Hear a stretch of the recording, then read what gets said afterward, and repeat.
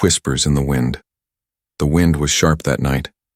Reed, a middle-aged human scavenger, pulled his coat tighter as he walked through the dry hills. His boots crushed dead leaves. The stars above were hidden by thick clouds, and the moonlight barely touched the rocky ground. He had walked this path many times, but tonight felt strange. He stopped. There it was again. A sound, soft and distant. A voice. A whisper. Maybe just the wind playing tricks. Still, something deep in his chest told him to follow. He turned off the trail and headed toward the cliffs. As he climbed higher, the air got colder. His breath came out in white puffs. The sound grew clearer now. It wasn't the wind, it was crying. Quiet, broken sobs. He found the cave almost by accident, half hidden behind thorny bushes and sharp rocks. It looked empty at first. Then something moved inside. Reed froze. A tall, thin figure stepped forward, skin pale and smooth like silver, eyes glowing faint blue in the dark. She was not human. She was an alien. Reed raised his hands slowly. "I won't hurt you," he said softly. The alien woman didn't speak. She looked scared, but not of him. Her arms wrapped protectively around something behind her. Then Reed saw them, two small shapes huddled in the shadows. Children. They were shaking, eyes wide and empty, their tiny bodies covered in a thin layer of cloth and dirt. Reed's heart clenched. He took a step closer, then stopped when the alien hissed weakly. "I don't want to hurt you," he repeated. You need help." Her voice came out hoarse. "Go." Reed knelt slowly and pulled a piece of bread from his pack. He placed it gently on a flat rock in front of the cave. The children stared at it. One of them whimpered. "I'll leave it here. You don't have to trust me." He stood up and backed away. The alien woman watched him the whole time, her body trembling, her face hard to read. As Reed turned to leave, her voice stopped him. "Wait." He looked over his shoulder. She stepped into the moonlight, still holding her children behind her. Why do you help?" Reed shrugged. "Because you're cold and hungry, and I would want someone to help me too." Silence stretched between them. Then she looked down and whispered something in a language he didn't understand. The children crawled forward and grabbed the bread with shaking hands. She looked at Reed again. Her lips trembled. "My name is Sira. I'm Reed." She looked around nervously. "You should not be here. It's not safe." Reed nodded. "I don't think it's safe for you either." Sira looked away. "We are hiding." "From who?" She didn't answer. Reed stepped forward. "Can I bring more food tomorrow?" Sira hesitated. Then she gave a small nod. "Yes." He turned to leave again, but her voice stopped him one more time. "Reed." He turned. She looked right into his eyes. Her voice shook. "My children need a father. We need a mate, a protector. Will you stay?" Reed blinked. "What?" "You are kind. You are strong. They need someone. I cannot do this alone anymore." He didn't know what to say. He looked at the two children now sleeping on the floor of the cave. Then at Sira, her eyes filled with fear, pain, and something else. Hope. "I'll bring food tomorrow," he said gently. Then he walked away, heart pounding with questions. That night, Reed lay awake in his small home, far from the cave. The wind howled outside, but it couldn't drown the whisper inside his mind. The whisper of a desperate mother, the whisper of the wind, and the promise of something greater than survival. The hidden past Reed returned the next morning before the sun rose. The forest was quiet, too quiet. Even the birds weren't singing. He carried a cloth bag filled with food, bread, fruit, and a small bottle of clean water. His steps were light, careful. He wasn't sure what he would find, or if they would still be there. As he approached the cave, he slowed. The entrance looked the same, hidden behind thorns and rock, but something was different. The silence was too heavy. "Hello?" he called gently. No answer. He stepped closer and peeked inside. Sira was curled on the floor, arms around her 2 children. They were asleep, but her eyes were open, watching. She looked tired, very tired, but she didn't flinch when she saw Reed. "I brought food," he said. She sat up slowly and nodded. Her voice came out dry. "Thank you." Reed set the bag down near her.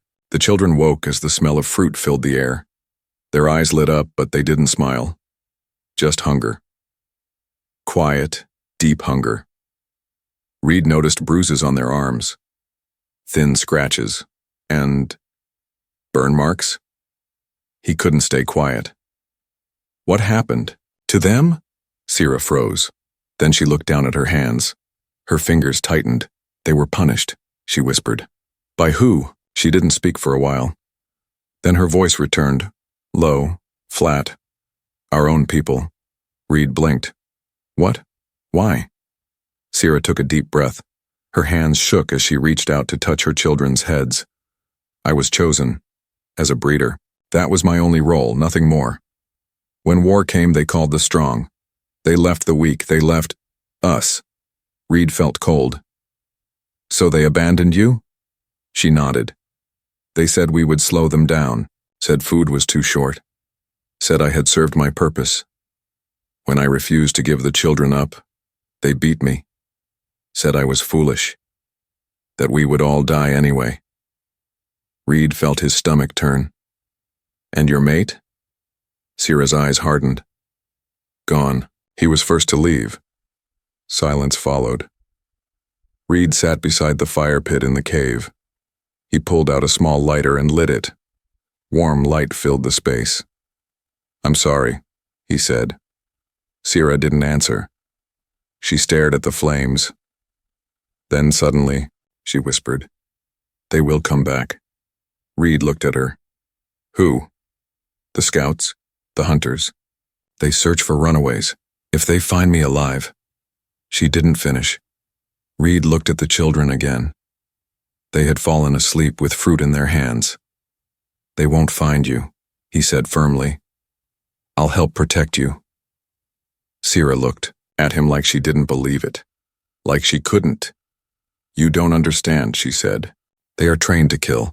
No feelings, no mercy. I've seen them burn children alive just to scare others.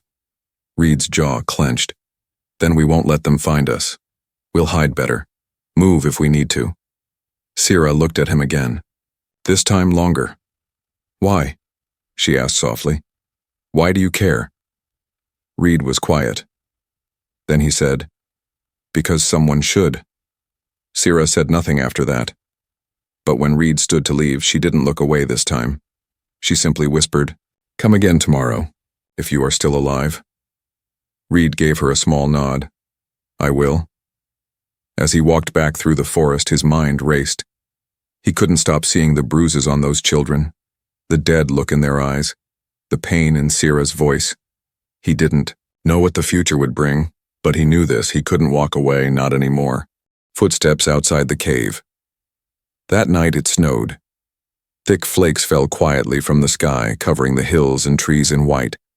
The wind had stopped, but the air was colder than ever.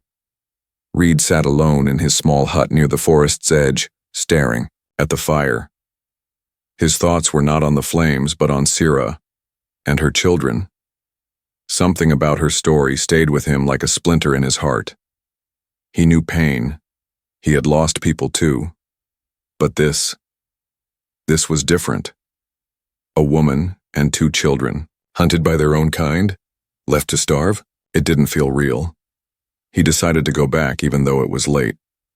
The path to the cave was slippery but quiet. The snow made everything softer, quieter. But then, halfway there, Reed stopped. There were tracks in the snow, not his, not animal. Big, wide, heavy alien. Reed dropped low and followed them slowly. They went the same way he was headed, toward the cave. His heart started to pound. He moved faster now, careful but quick, hand near the knife on his belt. When the cave came into view, he didn't call out. He crept to the side and listened. Voices, not Syra rough, deep, speaking in a strange alien language. Reed's eyes narrowed. He peeked through the rocks.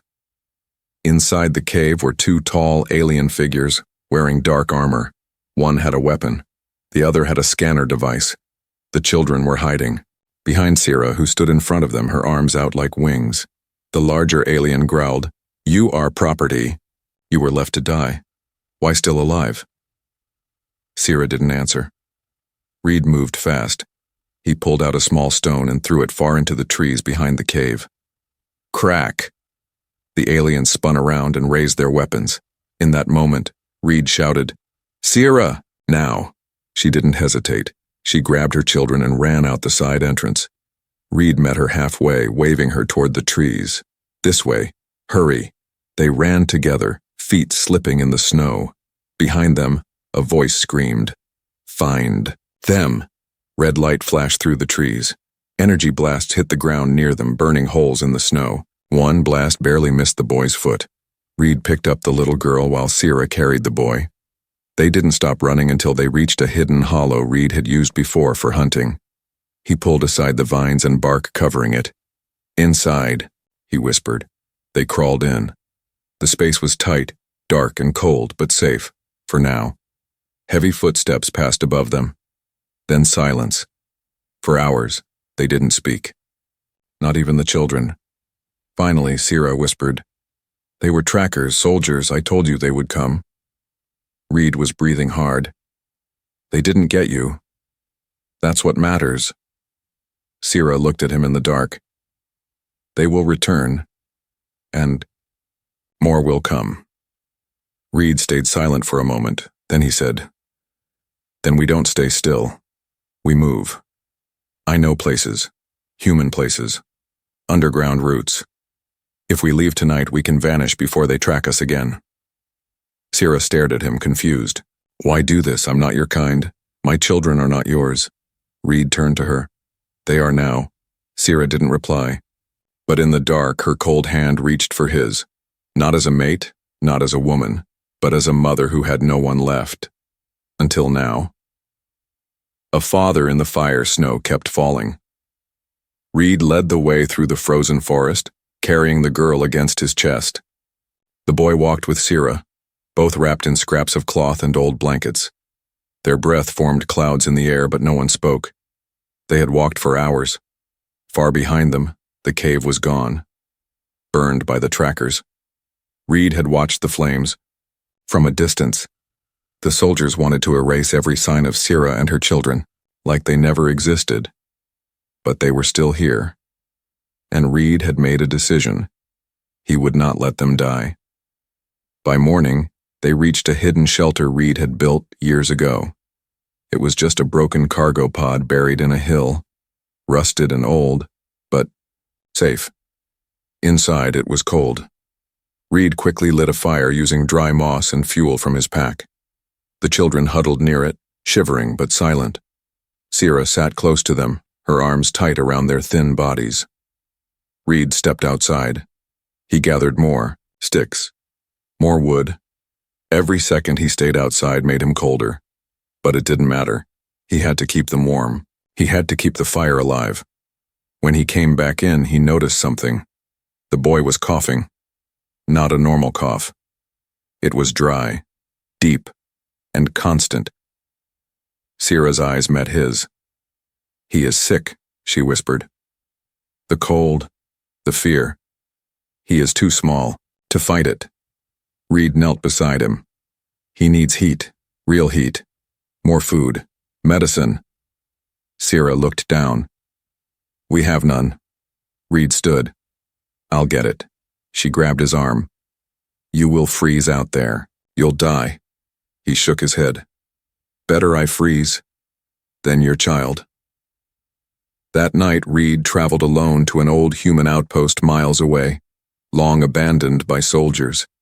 He knew it might have supplies. He walked through wind and snow, climbed hills and crossed ice-covered paths. Every step hurt, Every breath stung. But he didn't stop. Inside the ruins, he found what he needed. Blankets, dry food, even old medical kits. He smiled. Then he heard it. A growl. Behind him, he turned slowly. A mechanical drone hovered above the wreckage, its red eye blinking. Not human, alien tech. They had followed him. Reed grabbed what he could and ran. Lasers hissed past his head. One cut through his shoulder. Burning hot pain tore through him, but he didn't stop. He reached the shelter just before sunrise, blood staining his sleeve. Sierra gasped when she saw him. "You're hurt." "Later," he breathed. "Give him this first." He handed her the medicine. She quickly gave the boy drops of yellow fluid. Then she wrapped him in the new blankets and fed him bits of protein bread. The fire burned brighter now. The air warmed slightly. Reed sat against the wall, his head falling back. His body shook, both from cold and blood loss. Sierra crawled to him. "Why?" she asked again. "Why do this? Why bleed for us?" Reed's voice was weak. "Because that's what fathers do." She looked into his eyes. She had no answer, just silence and tears. Later that day, the boy's cough slowed. His breathing became softer. He slept. Sierra cleaned Reed's wound and tied it with cloth. "You could have died," she whispered. "But I didn't," he said. "Because I had a reason to live." She said nothing, but she sat beside him for the rest of the night, not as a stranger, not as an alien, but as something close to a family.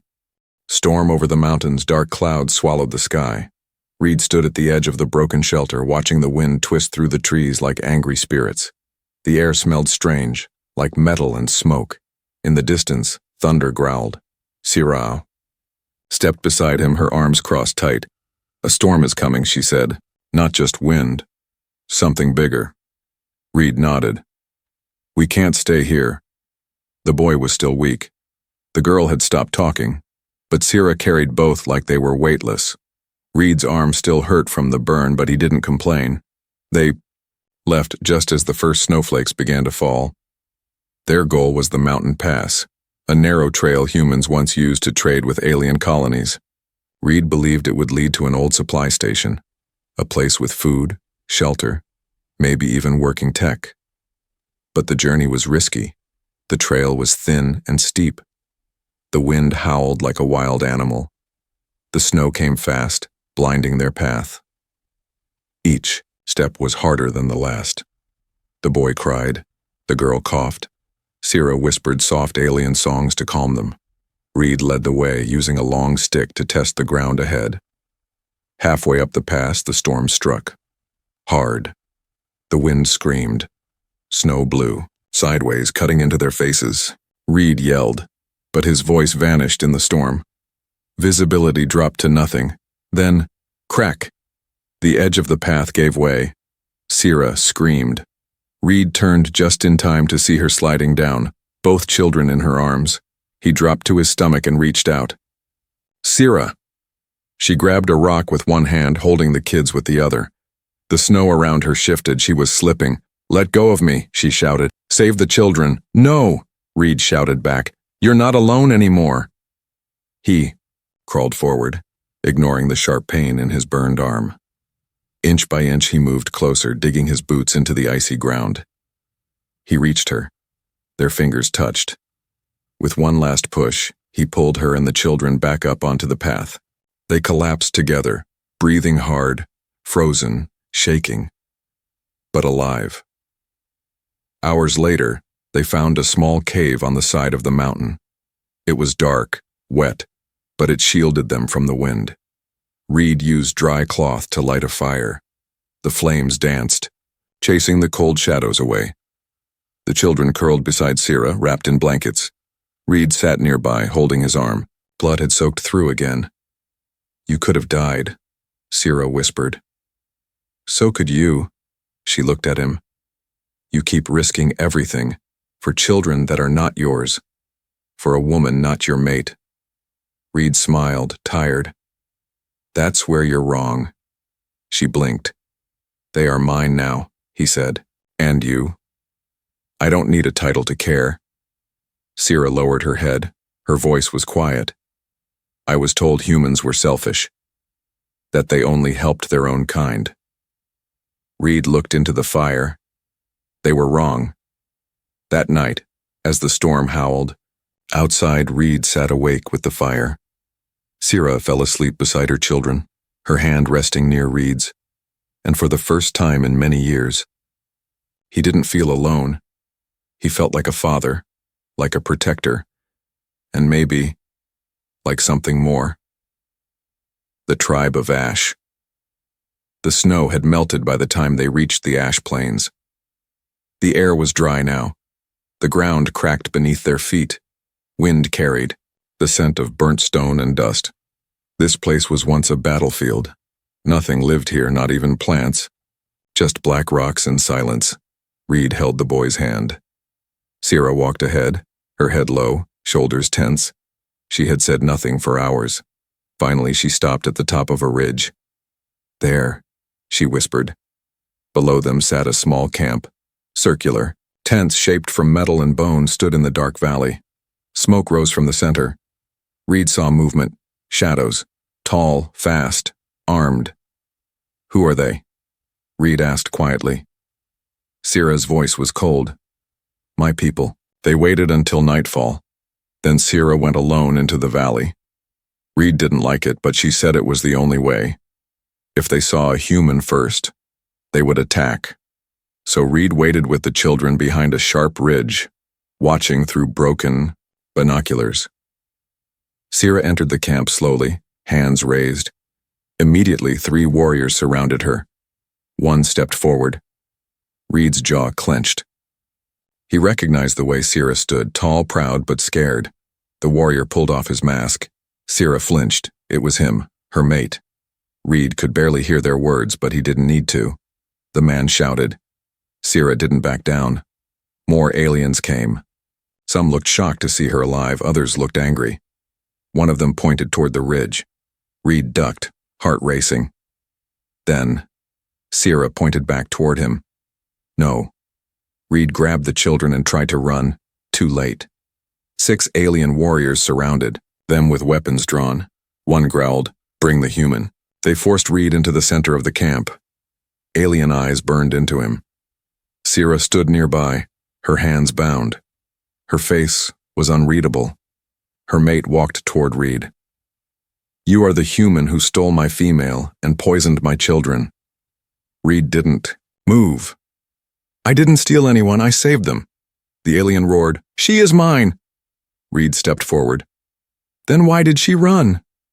Silence. The crowd murmured. Sierra's mate growled, "You want her? Fight me." Reed blinked. "What?" "You claim to be protector. Mate, father, prove it." An alien warrior tossed a metal staff at Reed's feet. Sierra screamed, "No, he is not a soldier." Reed picked up the staff. "I don't need to be." The circle was drawn in ash. Warriors gathered to watch. The children cried from the side. Held back by guards, Reed and the alien stepped into the ring. The fight began. The alien was fast, too fast. Reed took hit after hit. His arms burned. His legs ached. But he didn't fall. Every time he stood back up, the crowd grew quieter. His enemy roared, swinging again. Reed blocked, turned, struck the side of the warrior's head. Blood spilled. The alien stumbled. Reed whispered, "You left them to die." "I didn't." Then, one final swing. The alien fell. Silence. Then, a cheer. Not from all, but from many. Sierra ran to him. She fell to her knees and touched his face. "You fought for me." Reed smiled through the blood. "For you, for them, for us. A family made by fire." The fire crackled in the center of the alien camp. Smoke drifted into the night sky as warriors stood in silence. Reed's body ached with every breath, bruised and bloodied from the fight. But he was still standing. And beside him, Sierra stood tall, her hand wrapped around his. The alien chief, Sierra's former mate, lay unconscious, defeated, but alive. No one challenged Reed again. No one dared. Later, the warriors built a circle of flame and ash. It was tradition. Height. The tribe had no words for family, only bond by fire. If someone bled and stood through the flames for another, they were accepted. Chosen. Made one. Reed was invited to stand in the circle. Sira walked in beside him, carrying her. 2 children. The girl rested against her chest, the boy holding tightly to her arm. The oldest warrior spoke in their language. Reed didn't understand the words, but he felt their meaning. He was no longer just a human outsider. He was one of them. Later that night, when the fires burned low, Sira and Reed sat by a quiet hill outside the camp. The children were asleep nearby. "You didn't have to fight," Sira said gently. "I did," Reed replied, "because I didn't want to just protect you. I wanted to belong with you." Sira looked at the stars. "We are not like you. My people don't choose love. We are assigned mates, given roles." "And did you love him?" She paused, then slowly shook her head. "No, I feared him, obeyed him, but I never loved him." Reed turned to her. "And me?" She looked at him. Her voice was soft. "You gave warmth when there was only cold. You fed my children before asking my name. You stood between me and death more than once." She smiled faintly. "If this is what love means, then yes, I love you." Before Reed could answer, a sudden light flashed across the valley. Blue, sharp. Not fire, a ship. Sira gasped. "They followed us." Reed stood quickly. "The trackers," she nodded. "Or worse, government scouts. They come to collect the broken. Kill the rest." Sira reached for her children, but Reed stepped in front. "Let me go first." He ran down the slope, gripping a spear. The ship hovered above the camp. A hatch opened. Armed figures stepped out. Taller than before, more machines than flesh. One aimed a weapon at Reed, then stopped. Another figure stepped forward. Human. Wearing an old Earth badge. Reed shouted, "Stop! There are children here." The human looked, surprised. "You're alive?" Reed nodded. "They're not the enemy. They were abandoned. I'm with them." There was silence. Then the man lowered his gun. "We're not here to fight. We picked up alien signals and came to investigate. We thought this place was dead." Reed laughed softly. "Not dead. Just beginning again." Hours later, after the ship powered down and peace was agreed, Reed returned to the camp. Sira ran to him, her eyes wide. "You're okay?" Reed smiled. "It's over. We're safe." Sira breathed in deeply, then held his face in her hands. "No, not safe. Home." That night, under the stars, the tribe danced, not for war, not for loss, but for something rare, for unity. A human who fought for a family not his own, an alien mother who dared to choose love, and 2 children, once forgotten, now part of something strong, a family made by fire.